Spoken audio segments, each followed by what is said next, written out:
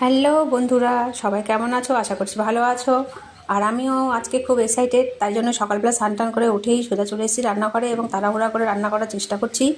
এই দেখতে পাচ্ছ, আজকে যেহেতু সানডে, সেহেতু মাংস নিয়ে এসছে, তাই আমি মাংস, ভাত আর বেগুন ভাজা কোনোরকমভাবে করে নেব। কারণ আজকে আমার হাজব্যান্ড বলেছে আমাকে গিফট কিনে দেবে। তো কী গিফট সেটার জন্য খুব এক্সাইটেড হয়ে আছি। কারণ জানোই তো, আমরা মেয়েরা একটু গিফটের কথা শুনলে, সেটা সায়া হোক, ব্লাউজ হোক, বা আর শাড়ি হোক, বা যা কিছু হোক না কেন, গিফটের কথা শুনলে আমাদের আর মন কাজে থাকে না, খালি গিফট গিফট করতে থাকে সারাদিন। তো যাই হোক, আমি রান্নাবাড়ি করেই রেডি হয়ে নিলাম। হাজব্যান্ডও চলে এসছে, এবার বাইক বের করছে। আর আমিও একটু সাজুগুজু করে নিয়েছি, গিফট কিনতে যাবো বলে কথা।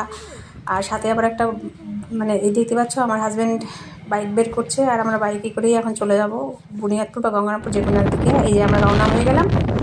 আর দেখতে থাকো, তোমরা আমাদের সঙ্গে থাকো, দেখা যাক কী গিফট নেওয়া যাচ্ছে। সাথে অবশ্য একটা বড় ব্যাগও নিয়েছি, গিফট আনতে হবে তো, তাই জন্য এই দেখতে পাচ্ছ একটা বড় ব্যাগও নিয়ে নিয়েছি।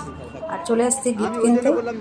আর কোথায় আসলাম তোমরা দেখেই বুঝতে পারছো, চলে এসেছি বুনিয়াদপুর গৃহলক্ষ্মী জুয়েলার্সে। আর গৃহলক্ষ্মী জুয়েলার্সে এসে আমি কয়েকটা গিফট কেনাকাটা করলাম। আর গিফট টিফট কেনার পরেই আমি চলে আসলাম বাড়িতে। আর বাড়িতে এসেই তোমাদেরকে এখন গিফট দেখানোর পালা, তো খাওয়া দাওয়া করে নিই। তো এবার দেখে নাও আমি কী কিনেছি আজকে গিফটে। তো এই যে দেখো, আমার জন্য একজোড়া কানের নিয়েছি। তো কেমন লাগছে তোমরা অবশ্যই জানাবা। এই যে এই কানেরটা আমি আমার জন্য নিয়েছি, আর এই কানেরটা নিয়েছি আমার মেয়ের জন্যে, ছোটো মেয়ের জন্যে। তো কেমন হয়েছে অবশ্যই জানাবা। আর সব থেকে যেটা মেন আমার চয়েস, যার জন্য আমি গিয়েছিলাম, গিয়ে এত কিছু হবে ভাবতে পারিনি। এই যে এই সেটটা, এই মালাটা আমার খুব চয়েস।